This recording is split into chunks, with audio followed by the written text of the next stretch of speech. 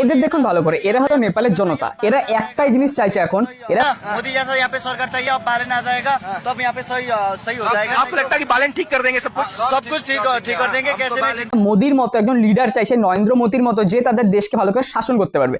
তার মানে আমাদের দেশে না হোক, অপর দেশে নিশ্চয়ই নরেন্দ্র মোদী কোনো না কোনো ইমেজ তো ছড়িয়েছে যে সে কোনো ভালো কাজ করছে। তাই হয়তো আজকে আমরা বুঝতে পারছি না, কিন্তু বিদেশের নাগরিকরা নরেন্দ্র মোদীর মতো একজন লিডার চাইছে। কারণ আগে যে লিডার ছিল সে ছিল পুনের দালাল। সে কি করতো, চীনের কাছে নানান সম্পদ বেচে দেশে নিজের পকেট মোটা করতো, আর এবং তাই নিয়ে ফুর্তি করতো, নিজের ছেলে মেয়েদের অনেক উঁচু উঁচু স্কুলে পড়াতো, বিদেশে ট্রিপ করাতো এবং নিজে একটা বিলাসবহুল জীবন বাস করতো। নেপালের আগে যে প্রধানমন্ত্রী, সে ভুলেই গিয়েছিল নেপালের যে জনসাধারণ আছে এত পরিমাণে পাপের টাকা লুটেছিল যে দেখো আজকে তাদেরই দেশ ছেড়ে পালাতে হচ্ছে, নিজের বাড়িটা অবধি বাঁচাতে পারেনি, সেটাও জ্বলে পুড়ে ছারখার।